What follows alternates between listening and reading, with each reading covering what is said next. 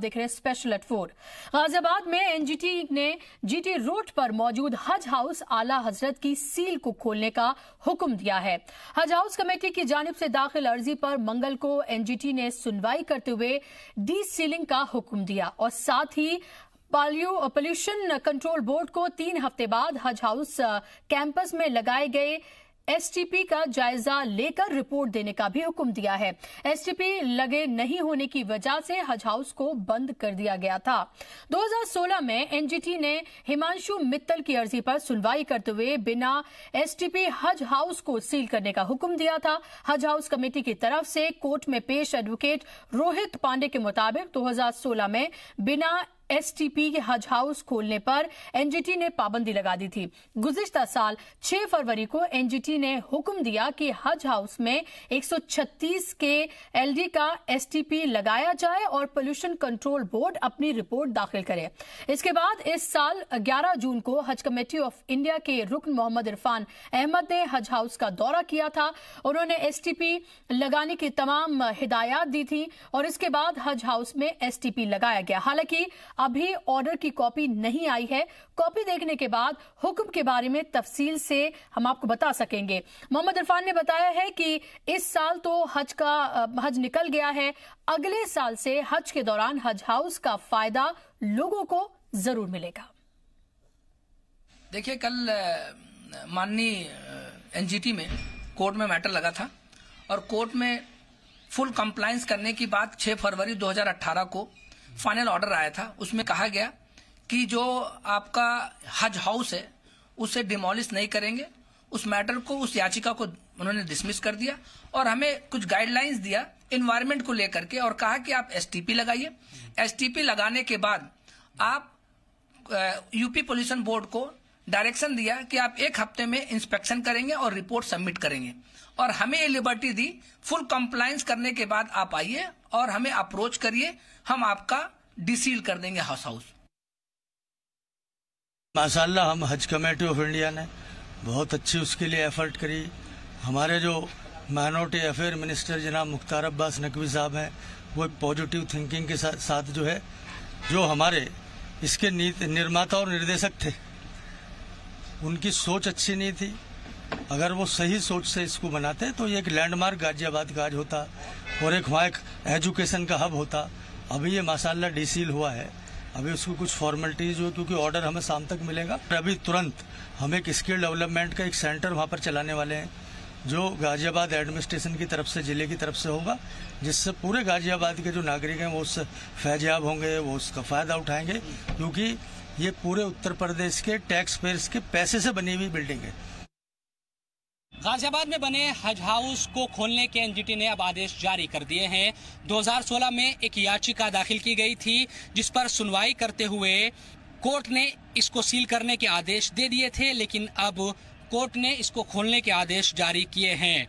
आपको बता दें कि 6 फरवरी को एनजीटी ने आदेश दिया था कि हज हाउस में 136 के एलडी क्षमता का एसटीपी लगाया जाए और प्रदूषण नियंत्रण बोर्ड अपनी जो रिपोर्ट है वो दाखिल करे, जिसके बाद 11 जून को इस मामले में सुनवाई हुई और कोर्ट की तरफ से कह दिया गया कि 3 हफ्ते के अंदर प्रदूषण नियंत्रण बोर्ड इस पूरे हज हाउस को देखे कि यहाँ पर जो ट्रीटमेंट प्लांट लगाया गया है वो सही है या नहीं, और जैसे ही प्रदूषण बोर्ड की हरी झंडी मिलेगी यह हज हाउस फिर से खुल जाएगा। बड़ी बात यह है कि ये आजम खान का एक ड्रीम प्रोजेक्ट था और जब अखिलेश यादव मुख्यमंत्री थे उन्होंने इसका उद्घाटन किया था। हालांकि हिंडन नदी के बिल्कुल किनारे बना हुआ है ये हज हाउस, जिस पर कई लोगों को ऐतराज था और इसी को लेकर कोर्ट में वो लोग गए थे, जिस पर पहले कोर्ट ने इसको सील कर दिया था, लेकिन अब ये कहा है कि 3 हफ्ते के अंदर प्रदूषण नियंत्रण बोर्ड ये देखे कि यहाँ पर जो ट्रीटमेंट प्लांट है, सीवर, वो लगाया गया है या नहीं, और उसके बाद जो रिपोर्ट उसकी तरफ से दी जाएगी वही इस हज हाउस के लिए राहत भरी खबर होगी अगर हरी झंडी प्रदूषण नियंत्रण बोर्ड की तरफ से मिलती है।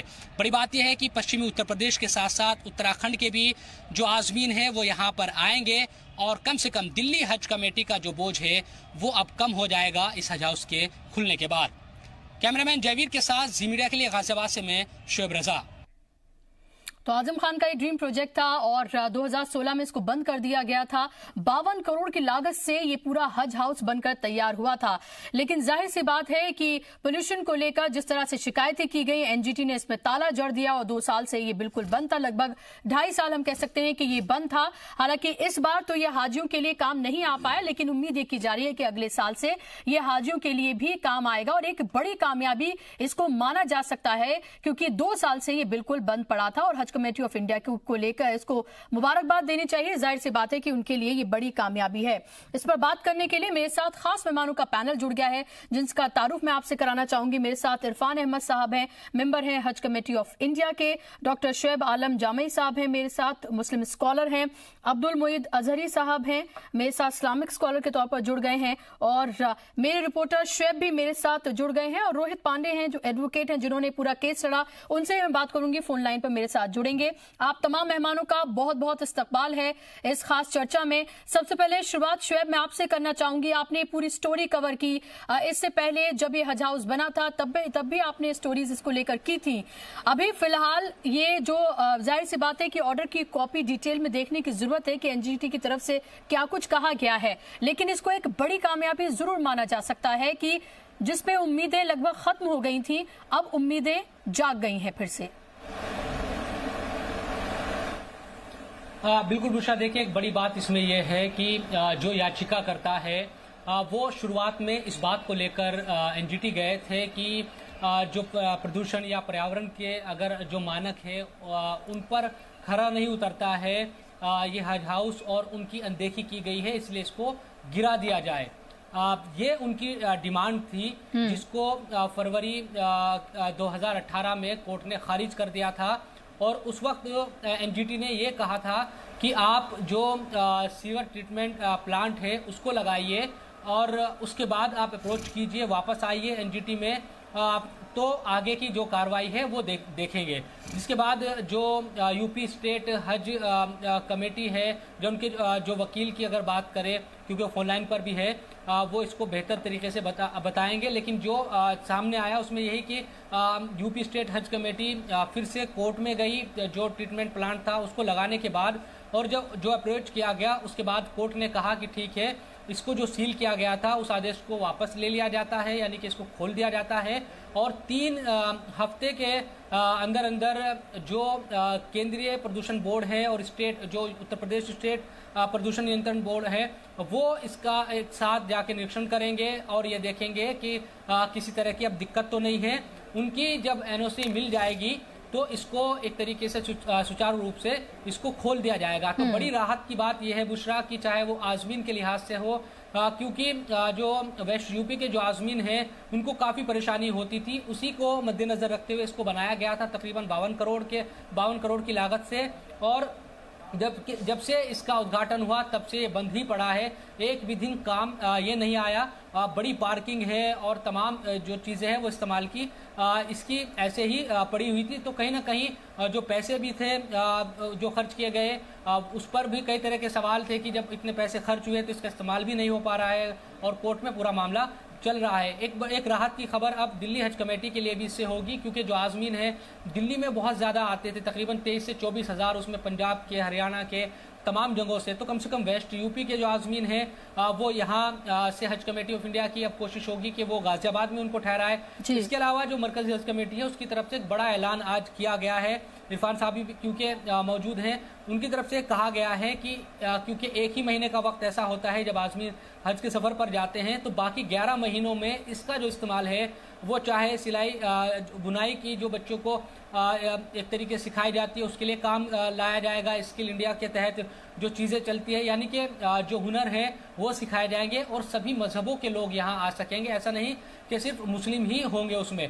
तो कुल मिलाकर ये कहा जा सकता है कि इस जो इमारत हम देखते हैं कि बड़ी खूबसूरत ये इमारत है, आप जाते हैं जब गाजियाबाद से गुजरते हैं तो इस पर निगाह ज़रूर पड़ती है हर किसी की। तो इसका अब इस्तेमाल होगा और उम्मीद ये की जानी चाहिए कि जो प्रदूषण नियंत्रण बोर्ड, चाहे वो केंद्रीय है उत्तर प्रदेश की बात करे, दोनों ही की तरफ से इसको एनओसी मिलेगी और ये जिस मकसद से बनाया गया है यकीनन उसके काम ये आएगा।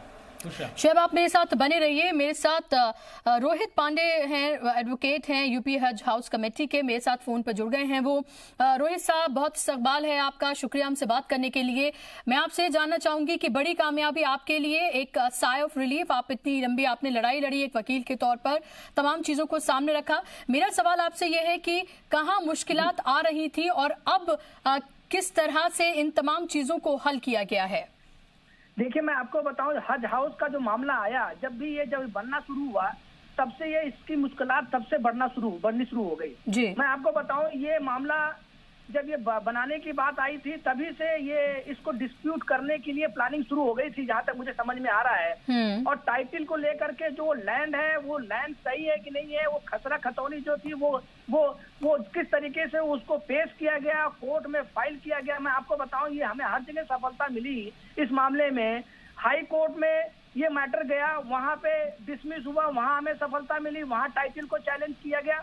इसके बाद फिर गाजियाबाद कोर्ट में, सिविल कोर्ट में सूट फाइल किया गया, वहां हमें सफलता मिली। वहां उनको हाई कोर्ट में भी कहा कि ये ग्राम सभा की जमीन है, वहां पे हमें सफलता मिली। यहाँ लोअर कोर्ट में किया, वहां सफलता मिली। अल्टीमेटली जब उनको कुछ नहीं रह गया, तो फिर एनवायरमेंट की इशू बना करके कि ये जो है फ्लड प्लेन पे बना हुआ है, हिंडन नदी पे बना हुआ है, और इसको एनजीटी में फाइल किया गया। एनजीटी में भी सारी चीजों के सारे डॉक्यूमेंट को देखते हुए उन्होंने जो एनजीटी में केस फाइल किया गया था, मैं आपको बता दूं, हिमांशु मित्तल जी ने किया था, जो याचिका करता है, जो अपने आप को सोशल एक्टिविस्ट बताते हैं, उन्होंने फाइल किया। उन्होंने ये कहा कि ये हिंडन नदी पे बना है, फ्लड प्लेन पे बना है, इसलिए इसको डिमोलिश किया जाए। इसको कोर्ट ने हर एक चीज को 2016 से हम इस मैटर को देख रहे हैं, हम लोग कर रहे हैं और लड़ाई लड़ रहे हैं, न्याय की लड़ाई लड़ रहे हैं, उस चीज के लिए लड़ रहे हैं जहाँ पे एक पब्लिक के लिए, एक पब्लिक कन्वीनियंस के लिए है, और एक हज यात्रियों के लिए है, स्पेशली बनाया गया है, रहने के लिए उनको बेहतर सुविधा मिल सके उसके लिए बनाया गया है। कोर्ट ने सब कुछ, सारे पहलुओं को ध्यान में रखते हुए समझ करके ये आदेश दिया कि इस डिमोलिश नहीं किया जाएगा। आपको कुछ एनवायरनमेंट को लेकर के कुछ गाइडलाइंस उन्होंने दी, वो जो हमें कहा कि आप एसटीपी लगाइए। एसटीपी लगाने के बाद यूपी पोल्यूशन बोर्ड को कहा कि आप 1 हफ्ते में जाकर के उसकी जांच कीजिए, और आप सेटिस्फाई होकर के उसको फिर उसकी आप क्लीन चिट दीजिए। उसके लिए आपको ये वेरीफाई करके आप वेरिफिकेशन रिपोर्ट बनाइए, और फिर इसके बाद कोर्ट में दाखिल किए। ये इसके 6 फरवरी 2018 का ऑर्डर, हमें जो फाइनल ऑर्डर मिला, उसके तहत हमने आगे अपनी कार्रवाई। यानी कि रोहित जी, अब ये माने कि अब किसी तरह की कोई रुकावट नहीं है, तमाम पैमानों पर अब ये खरा और साफ उतरा है, और अब ये हाजियों के लिए या दूसरी जिस तरह के वहां पर स्किल इंडिया के तहत जो कोर्स चलाने की बात की जा रही है, वो तमाम चीजें अब सुचारू रूप से वहां चल पाएंगी? बिल्कुल चलेंगी, और हज यात्रियों के लिए एक बहुत बड़ा फैसला है ये, और उनके हक में फैसला है। अब इसको एनजीटी ने डिसील कर दिया है, और अब एनजीटी ने ये कहा है कि 3 हफ्ते के बाद आपका सेंट्रल पोल्यूशन बोर्ड और state pollution board joint inspection करेगी। इंस्पेक्शन करके वो एनओसी जारी करेगी। जब उनको सेटिस्फैक्शन हो जाएगा कि जो भी उसकी एक्यूरेसी है, जो भी उसके मापदंड बनाए गए हैं एसटीपी लगाने के, अगर वो सुचारू रूप से चल रहे हैं, तो उसके लिए प्रॉपर जो है वो जांच करके वो एनओसी जारी करेगा। ये कोर्ट का आदेश है, और ये बहुत बड़ा आदेश है। कोर्ट की तरफ से, न्यायालय की तरफ से कोई ऐसा मामला अब नहीं रह गया कि जिससे कि आप हज हाउस में आप उसको सुचारू रूप से नहीं चला। तो ये माने कि अब ये लास्ट हर्डल जो है वो एनओसी बचा है, या फिर एक फॉर्मेलिटी भर है? देखिए, सिर्फ फॉर्मेलिटी है। अब कोर्ट का कोई प्रेशर आप पे नहीं है। अब एक एडमिनिस्ट्रेशन लेवल पे जो आपको जानकारी लेनी है, जो आपको जो निरीक्षण करना है, वही सिर्फ बचा है। अब कोर्ट का कोई ऐसा वो नहीं है कि जिससे कि आप कोई किसी चीज का वायलेशन कर रहे हैं। हमने एनओसी लेने के लिए हमने उसको अप्लाई भी कर दिया है। हमने उनको ये भी कहा है कि आप जो है, ये हमारे पास ये कोर्ट का ऑर्डर आ गया है, कोर्ट ने आदेश कर दिया है, अब इसको डिसील करने की प्रक्रिया शुरू हो रही है। तो ये सब चीजें हम प्रोसीजरली चलेंगे, लीगल तरीके से चलेंगे, और वो हमें लगता है कि हमें 3 हफ्ते के अंदर जो है कोई ऐसी अड़चन नहीं आएगी। लास्ट क्वेश्चन रोहित जी आपसे, कि कितनी मुश्किलों का आपको इस दौरान सामना करना पड़ा? जाहिर सी बात है, फंड की भी जरूरत होती है इन तमाम चीजों के लिए, केस लड़ा जा रहा है, किस तरह का सपोर्ट आपको हुकूमत की तरफ से मिला? देखिए, मैं आपको बताऊं, ये बहुत बड़ी चीज थी।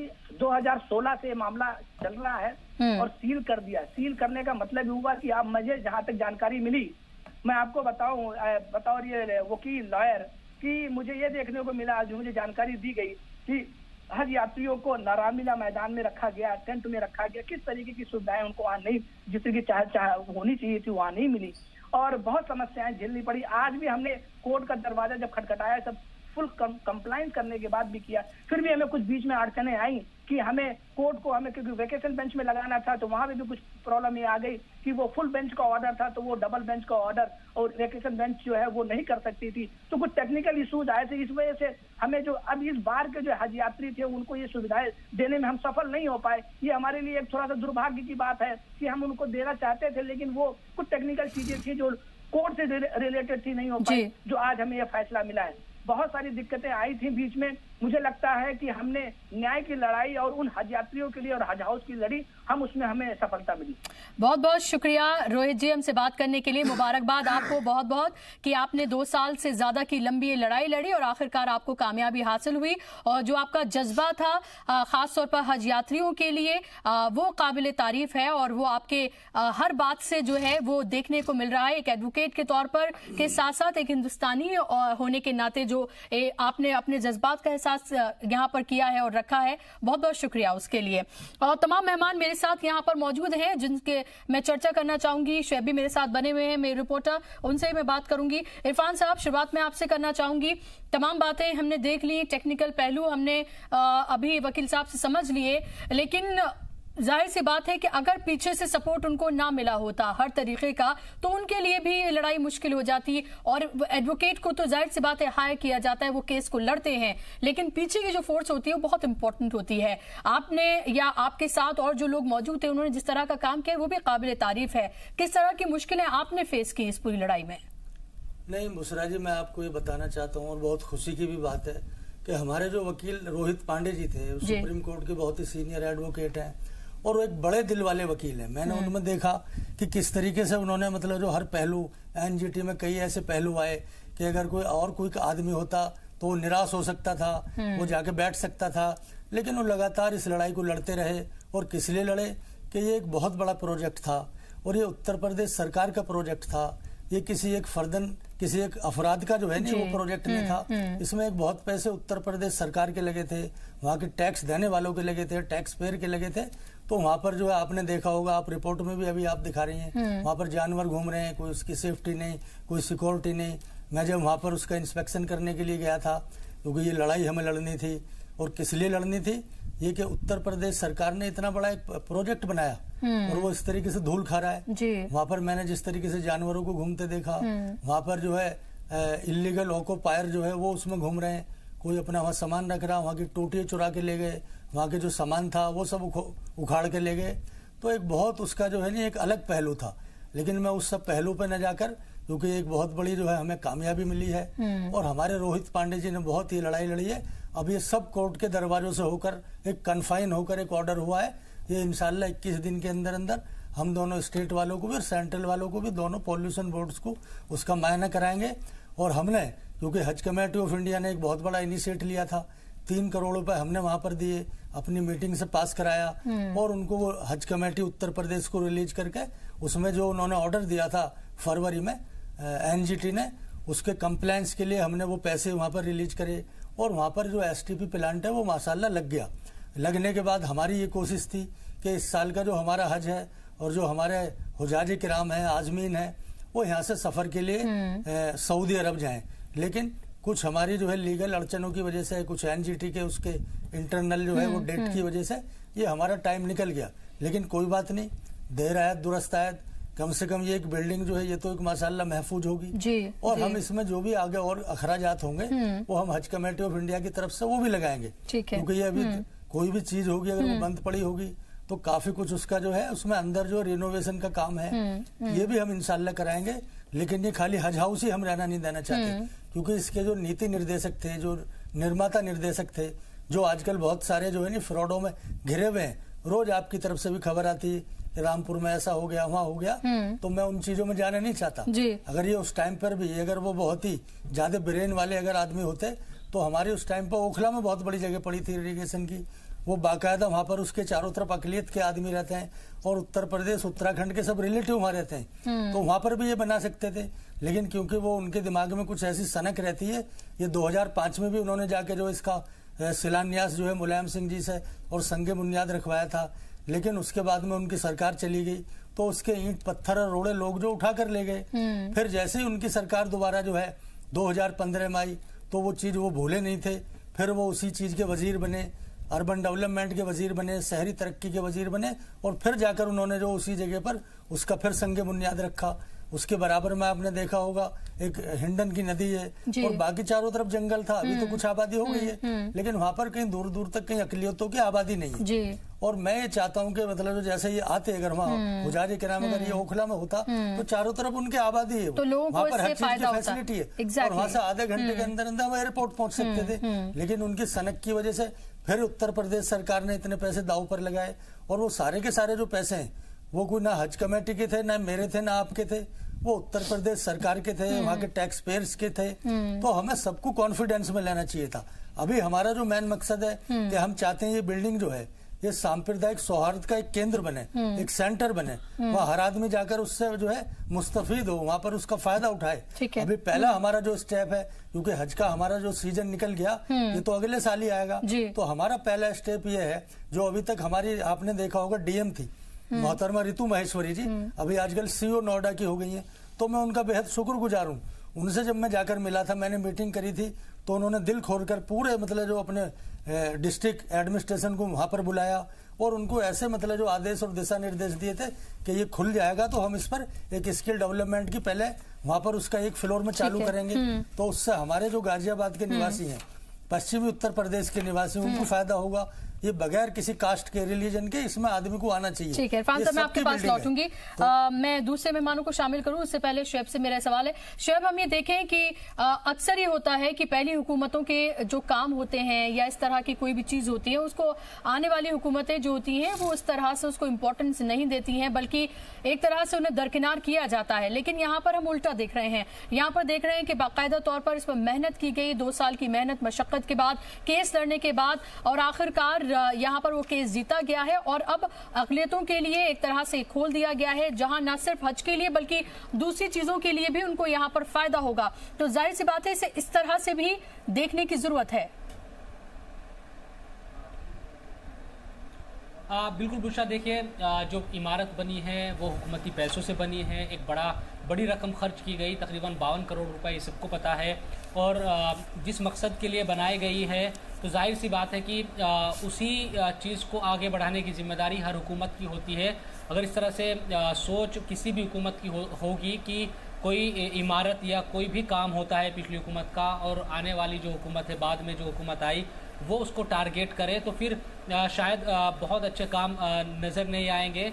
और ये यकीनन ये सरकार की कोशिशें रहती है कई बार के पिछली हुकूमतों की कमियां निकाली जाए, लेकिन अक्सर ये देखा जाता है जो तरक्की के काम होते हैं, इस तरह के काम होते हैं कि हुकूमत चाहती है कि जब इमारत बन ही गई तो इसका इस्तेमाल हो।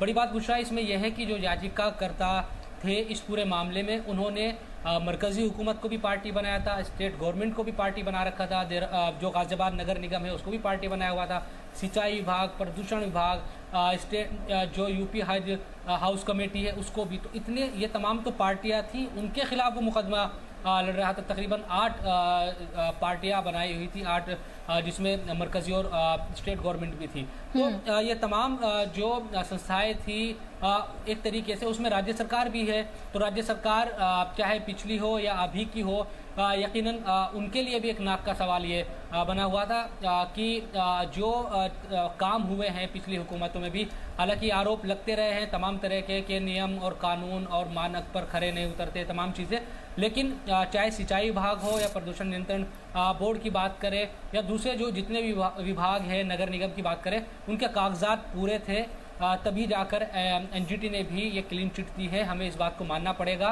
जाहिर सी बात है कि तमाम कागजात मंगाए भी हो गए, कोर्ट ने देखा भी होगा कि ये जमीन किसकी है, क्या एनओसी तमाम जगहों से ली गई है, नहीं ली गई है, तो तमाम कागजात मुकम्मल निकले, तब जाकर ये क्लीन चिट मिली है। और यकीनन ये हुकूमत की जिम्मेदारी, हमने कई मामलों में देखा है कि पिछले जो गुजरी हुई हुकूमत होती है उनके काम को आगे बढ़ाया जाना एक सकारात्मक इसको हम कहेंगे ये पहलू होता है। जाहिर सी बात है कि आप किसी तरह से किसी तरह की कोई दुश्मनी या अदावत दिल में पाल के नहीं, बल्कि एक अगर कोई चीज बनी है जो कि टैक्स पेयर के पैसों से बनी हुई है, 52 करोड़ रुपए जिस इमारत पे खर्च किए गए हों और वो 2 साल से धूल फांक रही थी, तो और अब ये लोगों के लिए उनके फायदे के लिए उसका इस्तेमाल होगा, हाजियों के साथ साथ दूसरे काम में भी इस्तेमाल होगी, तो जाहिर सी बात है ये एक खुशाइन जो है वो कदम है और इसकी मुबारकबाद पेश की जानी चाहिए। शोएब आप मेरे साथ बने रहिए, तमाम मेहमान बने हुए हैं।